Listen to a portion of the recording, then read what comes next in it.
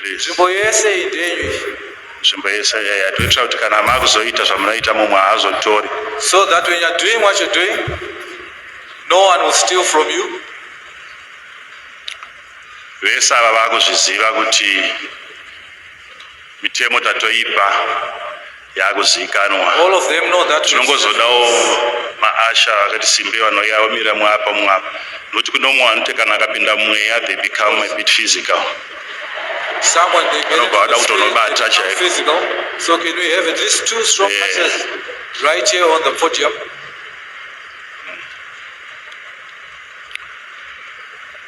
Kana musina ukangoti mune chirimo. If there's nothing, if there's something in there, that's it. That's the end of it for you. Kana mine one ukati mune zviviri zvatopera. If there's one thing and you say there are 2 things, that's it. That's the end for you.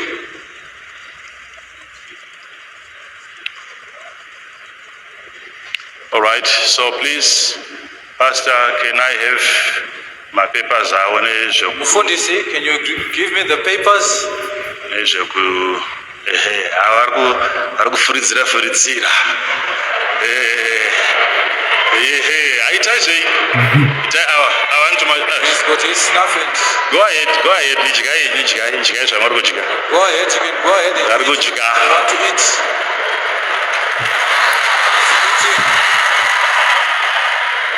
So, Roman Ginachinawai, please, this is a screen. Please, can you put these papers on the screen? This is but it was. Apa tangoitira kuti vaone pekutsimbirira. Ballpoint ndoiri papa iyi. Right one. Vanongozvomora apa. The ballpoint is there. Vonyora zita rako apa. You write their name or right on top. Vonyora zita rako nesurname apa. And your surname.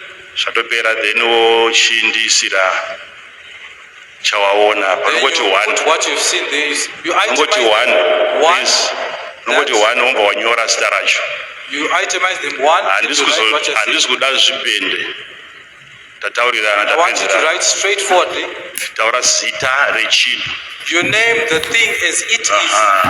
Hatisi kutsanangura chinozodai kana wakada description We are not zvakaona explaining too but much. zita racho I just want the name of the thing. dorida as it is. Don't worry about spelling chero ikakanganisika. Don't worry about the spelling. It's still okay. Saka wonyora ndo mapepa. Saka please ndipiriwo hama dzedu. Can you give them Yako iri these ipapo. papers? Kana wango ready kunyora kana wakatoratidzwa musi Tuesday. If you are ready to write, even if Makaona you before Sunday. Nyora zita rako. write your name, Wonyora zvauri kupiwa. and you write what you're seeing. Zvirimu. Kana usingakwanise kunyora If you can't write, wawauya naye uye watakatouya naye. Izvi tiri kuitira kuti wakataura mumwe akakunzwa anokopa. Nyorai zvenyu you are free to write zvamuri kuratidzwa. what you are being shown.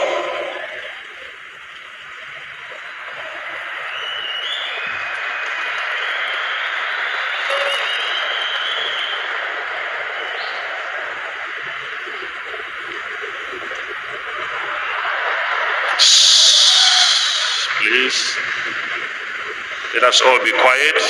Let's respect this moment. Ngatinyararei tose, ngatiremekedzei nguva yatave mairi. Hatisi kuda munhu wedu anotaura newe kana wakunyora anokuvhiringidza. We don't kana want any one of kukudzivisa. us who's Usazoti ndanzi.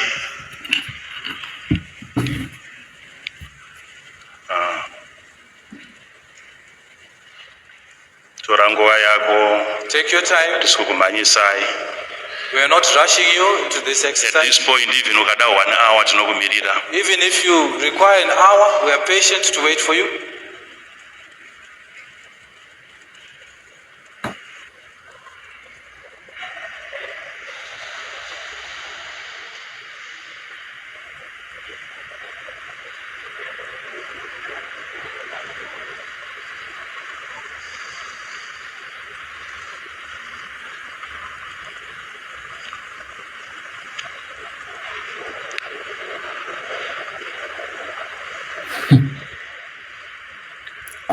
Naona yangu bro hey. Ramba imakamira nemunhu akukubatsirai is okay. Ngaramba akamira nemi kana muchibatsirwa kunyora. Stand with whoever is helping Aregedze you. kudzokera zvakangonaka rambai muri pamwe chete.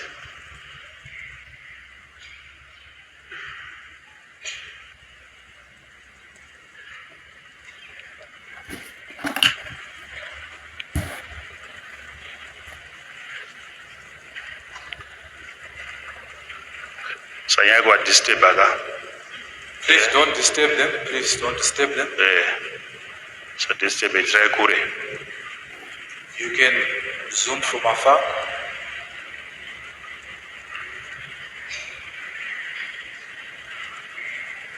So one of my friend and prophet is going to come from these people. Umwe shamwari yangu mprofita achabuda pakati pevana. Today. Muzuva ranhasi. And all of them are confident. Vese vaine chokwadi ichocho. Of what they have seen and of what they can see.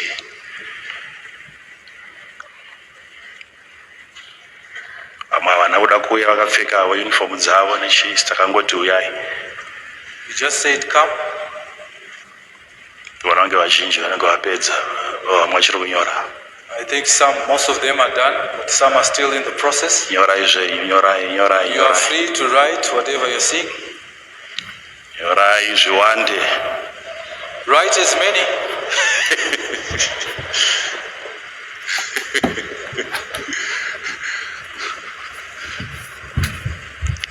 Nyorai pamwe ungangozosangana nacho.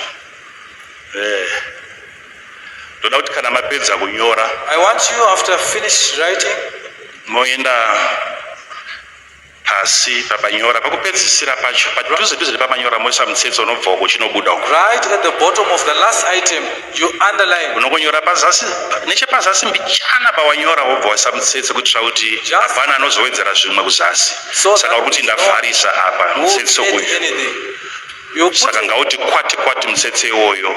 So the line just under your last item. Kuitira kuti kana tazobva pano hatina mumwe anozoti ndoda kunowedzerera. So that there is no opportunity of adding something that you had not written earlier. Yeah.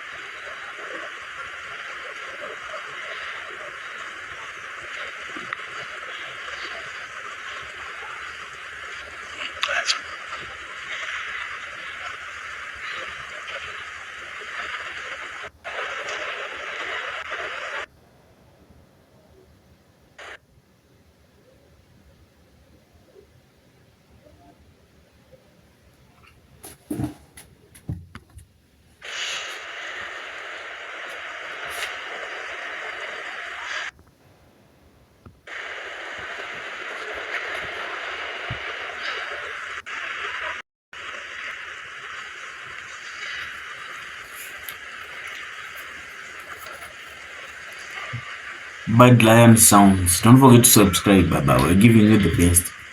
The best, you know. So panapa unarunza wanyoreka ndawanyore wese tudaona kuti anobata $1 million ndiani baba. $1 million kemaprofita. Tivamirire zvedu vari kunyora. Let's patiently wait for those who are still writing. Kune mwana ndati. Hapana chakaipa pakunyora zvinhu zvemweya zvinonyorwa bhaibheri. Nothing wrong in writing things. Rakanyorwa. Spirit.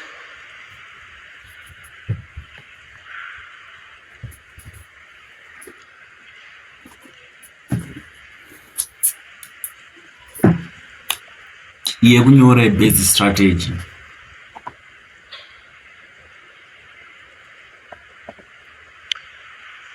Kana muchinge mapedza zvenyu munogona kugadzika mapepa enyu pasi pamberi penyu makakwidibira machiita zvekukwidibira zvenyu kana uchida kusiya chakavhurika neballpoint yacho nekuti hakuna chakotama zvekare even with the ballpoint achizononga.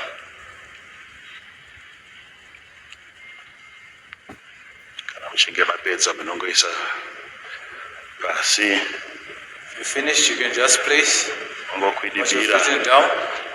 You can close it if you want. Kurati vanhu vese vakamira hapana chakotama zvekare, hapana chawana mukana. Ndikuona munhu wese anyora. No one is going to get another opportunity to bend. I can see everyone is written.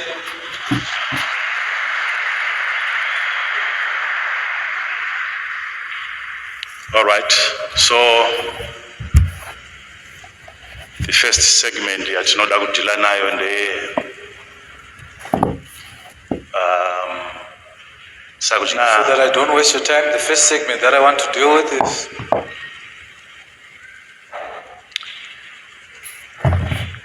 ndiana anyora 1.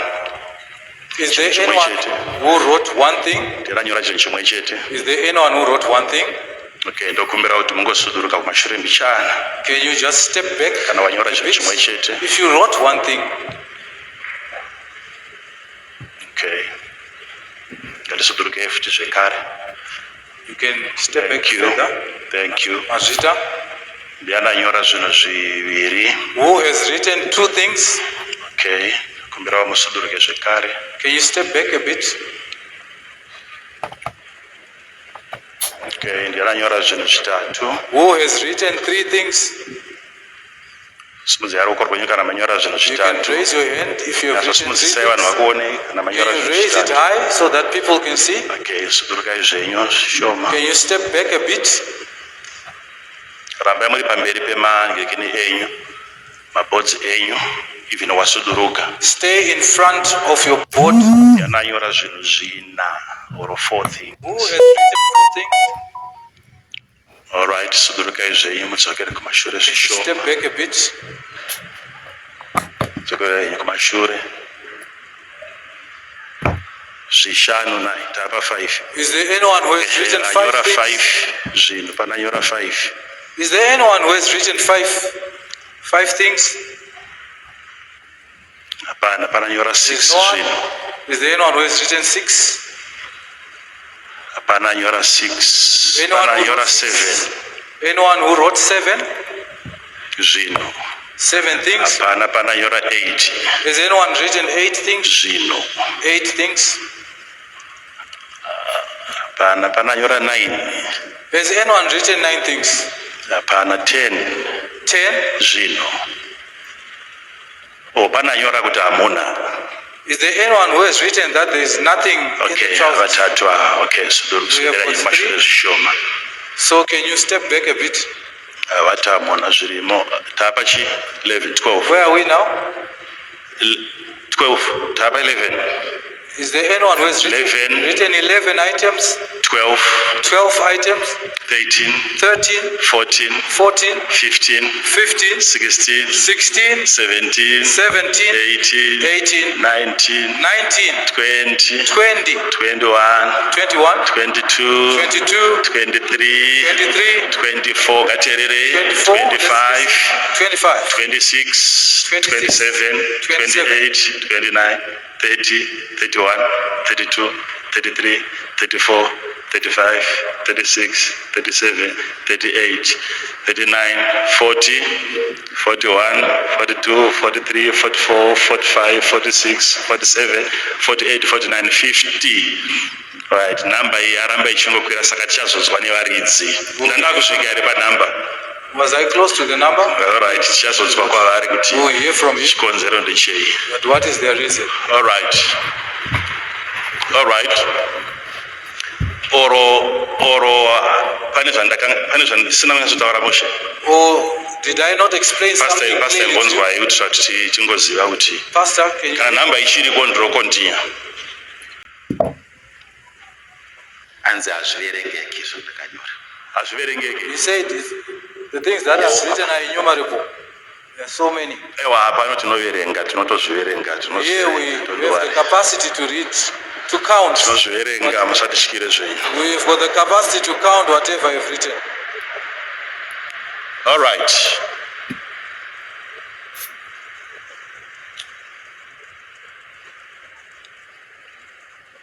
Okay.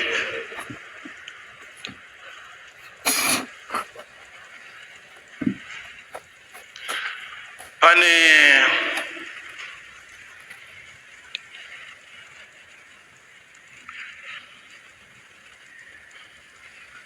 uyu mubvunzo, it's just a question. ungori mubvunzo uyu. Pane anyorawo mabinoculars. Has anyone written binoculars? Chinonzi binoculars, Something mabinoculars. called Zvezvi binoculars. zvinoonesa zviri kure. Things that you use to zoom things that are far off. Pane anyora. And mubvunzo, please. This is just a general question. Mubvunzo chete, I'm just asking this general question, please. Alright, pane asingazivi anonzi mabinocular. Does any one of you not know what binoculars are? Vese vanoziva. Alright, vanoziva mabinoculars simudzai maoko enyu. Those who know binoculars, you can show by raising your hands. Vese vanoziva mabinocular. All of them prove to know binoculars. Alright. Alright. So, imi ndimuri kuziva zvinhu zvamanyora. So you know what you wrote. Saka zvatichaita, What we'll do is tichangobuditsa chinhu pamwe chimwe chete. we are going to bring out probably one thing. Kana pasina neichocho, hapasina need yekuti titombo. If there's no one who wrote It's a that, one. there's no need for us to continue bringing out things. Alright. So, mambege muchida kuparticipate akai. You wanted to participate earlier. But pisai pachi. Can you remove Pisai your jacket? Kana sheti chaiyo kana mune chinhu mukati. T-shirt. Mune t-shirt. Do you have a t-shirt inside? Yeah. Pisai, vabvisei. Please help him remove.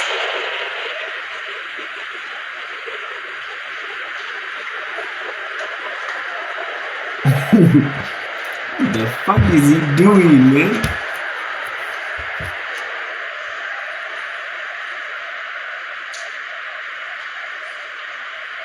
Yes, pisai watch yenyu. Yeah, pisai ring yenyu. Including your ring, your Uya wristwatch. kunotwara. You can now come forward, please. Hamuna zvinhu zviri momwe. Do you have Beside anything in your your wallet. pockets? Please empty your pockets. Alright. Simudzai ruoko rwenyu, please. Can you raise your hands? Raise your hands. Fambai muchibva uko. Can you walk from the right padhuze hand? nevana. Kuti muone maoko ake. I want you to look at his hands. If there's anything in Mune his hands. chii. Is there anything on or in his hands? Fambai henyu. Muchiuya.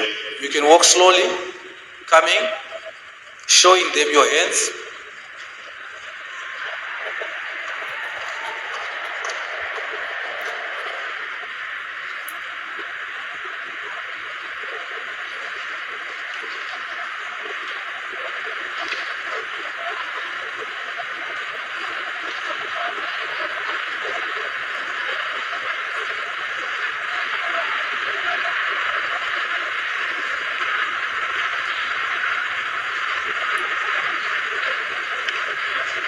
Kana wangopedza kuonekwa maoko ako ibva wasumudza mudenga usagadzike pasi. After you've shown your hands to them, raise them high up. Chibva wasumudza maoko ako, uya nawo maoko ako kuno. Raise your hands. Come with your hands to the front. With your hands raised. Saka this is the moment yandoda kuti tive very very careful. This is the moment that we want to be very careful. Now change your Izvoka. hands. This is the right pocket. Musamhanye, hapana chokumhanyira. Don't rush. There's nothing to Saka rush. munesa ruoko rwenyu munobata chamunenge mabata imomo. You put your hand in there and Muchibuditsa. Ima mukotame munozomhanya kuda pamwe matonyora kudhara. probably you've written already. Saka zvishoma nezvishoma. Slowly put your hand there. Kana paine mumwe kuti titi andichada kubata ini napa. Ndikuda kuti zvive as clear as possible I want to it to the be public. big. Vamwe munotarisa imba screen, vamwe munotarisa ipapa. Look at the screen. Dava izvo zvatoo nemagetsi mukatizvo. Kana ipapa kana pascreen. You can look directly at the Alright, trousers. saka munoisa ruoko rwenyu So you put your hand in the muhomwe trousers. yerudyi zvishoma The nezvishoma. right Sarugadzike zvako pasi zvishoma nezvishoma ngarupi usabate nemaoko tu. Don't touch with 2 hands. Panozoti kwanga kuine chimwe kuseri uku. Isako ruoko rwako imomo. Put your hand in the pocket slowly.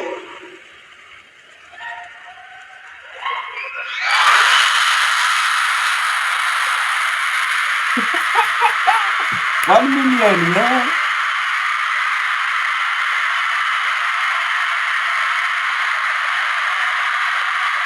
All right.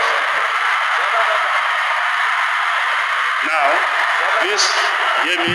Chin is Hear me. right. Chin is right. Hear me. This way. Hear me. This way. As this is not a toy. It's a toy. Is a toy. This is not a toy. We can take this through the courts and they verify proper binocular. These are proper pair of binoculars. All right. Zvakanaka. All right. Mirai Magadar.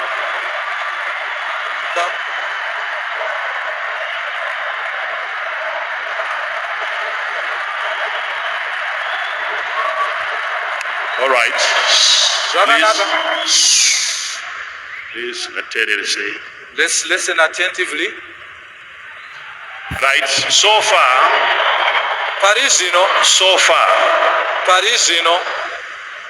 tichiri kuwirirana here kuti hapana anyora mabinocular. Are we still in agreement that none of you wrote a pair of binoculars? Hapana anyora mabinocular here. Is there anyone who wrote a pair of binoculars? All right. Zviri kurevei? What does this mean? All right. All right.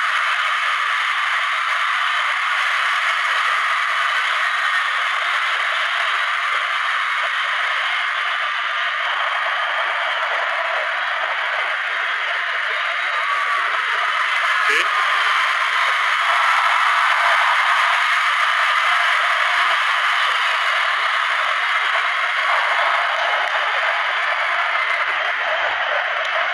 Hear me. Azireve, please. This doesn't mean that these people are fake. kuti vanhu ava ndevenhema. I'm going to show you something. Ndichakurakidzai chimwe It chinhu. doesn't mean that these people are fake. Hazvirevi kuti vanhu ava ndevenhema. That is not the point. Hapasiripo pane So donzvo. please bear with me. Bear with me, please. Bear with me. So, mapepa aya chechipiri, The second thing, namba yezvinhu zviri mumo is 6. the number of the things in the trousers is 6. Pananyora 6. Is there anyone who wrote 6 things?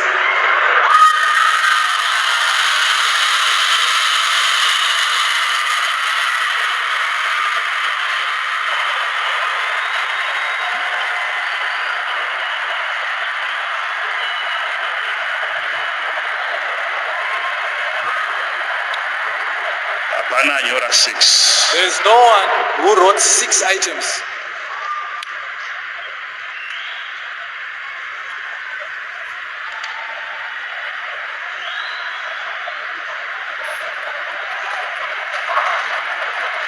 Chero dai ndati 7, hapana nyora chii. Even if I had written 7, no one wrote 7 7. things. Mapepa atinoadira kuti tiachengete. We need these papers So, for the record. rega timboona chimwe chichaburiswa kuti pana achinyora here. Let's look at the next thing that is going to be taken out of the trousers, whether Simudza someone... ruoko rwako zvakanaka zvishoma nezvishoma. Put your hand slowly. Tichazokupai mazita azvo kana vachinge vapedza. We'll give you the names of the things after the exercise. Chisumudze tikoni Raise it up. tichakupai zita racho. We'll give you the name of this thing. Chiisei zvenyama. You can place it there. Radisai ruoko rwenyu tione. Right, proceed again. Put your hand back in the pocket.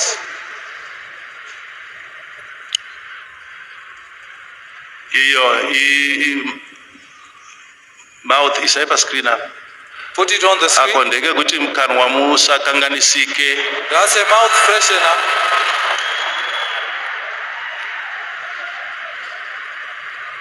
Pana pana akanyora wako.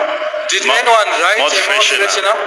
Did anyone write a mouth Wezi freshener? kamushonga kari mugroup remishonga. Kamushonga. Hapana anyora isai basi. May say that is fetish. No one wrote that. Isai zvekare. You can place it down, put back your hand right back in the trousers. Rachiremba munoziva chicho. Doctors, what is that? Inonziko. Thermometer. Pana nyora thermometer. It's a thermometer. Did any one of you write a Hapana isai thermometer? basi. None of you. You can put it down. Isai basi. You can put it down. Ngatipinde zvekare momwe.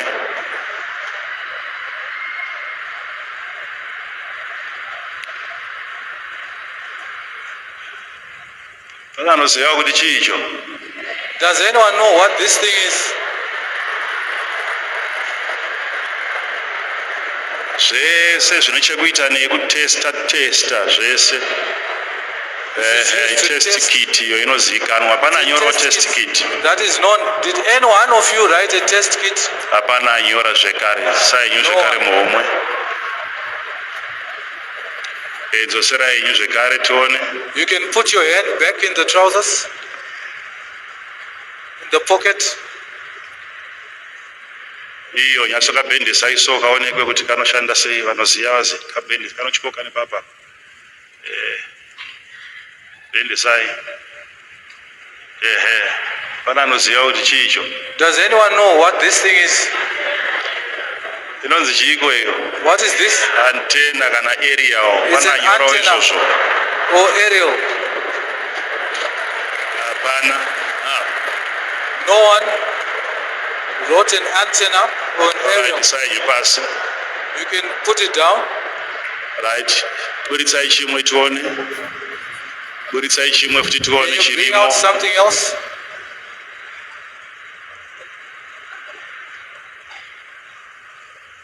Amusisina nditi. Chibvisai trouser chaipapo There's tione. nothing. Can you remove the trousers from there, please? Buritsai omwe pini gurai futi tione zvatamboita zviye. Can you turn it upside down? Pazvinhu zvese zvabuda umu. Of everything that came out of the pocket, Hakuna mumwe chete. there is not even one of you Aona chimwe chete. who saw any one of the 6 items. Gurai button. Sudurga mirai baba. You can Mirai stand. nichibaba. Can you move forward a bit? Bring out the pockets, turn it upside Alright, down, pidi gurai zvekare tione mukati. turn it inside out so that we can see inside once more. Fambai naro muchibva uko vachiona kuti ndiro rimwe chete here kana Go kuti and rachinja Go harisisiri and riri. parade it right from the end, coming this side. Ask Now. them to see whether it's still the same trousers or not. This say this is supposed to be happening in church. For your own information, vamwe venyu hamuna knowledge. Some of you don't have knowledge. There are certain churches where they actually do this. These Kune mamwe things. makereke avanotoita zvatiri kuita pano izvi. Zvinotoitwa mumachechi They do izvozvo. it in certain churches. This exercise we are having here. Achada kuribata bhurugwa iro. They no longer want to touch these trousers.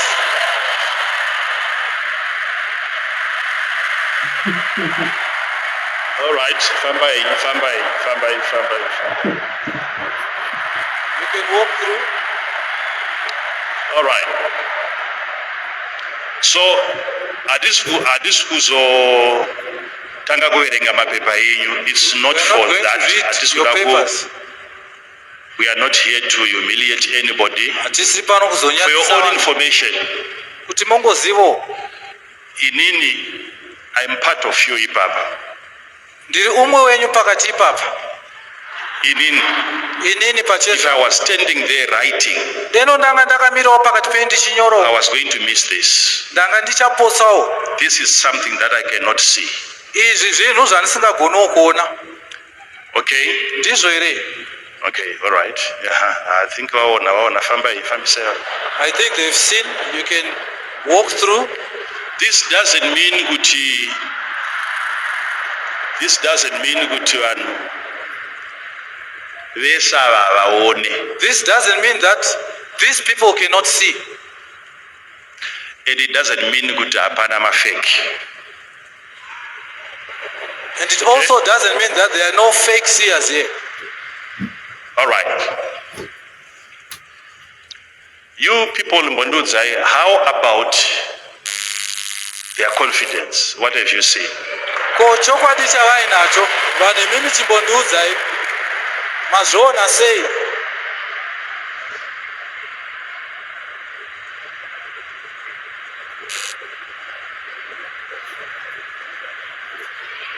All right. So,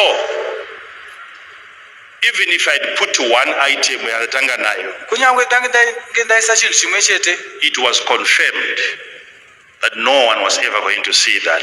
I didn't need to put the rest, but I wanted to increase my chances ekuti at least ndoda kuvandudzawo mukana anoona zvichida anoonawo. at least one would see one of the items. But now what is strange is that these people have written things, Chisinganzwisika apa ndechekuti vanhu ava pane zvavatonyora things pasi, that they have seen, pane zvinhu zvavanyora zvavari kuti vaona, yet those things are not here. asi zvinhu izvozvo zvisirimo mumudhebho, Yet they have seen asi vari kuti vaona, things. vane zvinhu zvavaona. All right. So it means this exercise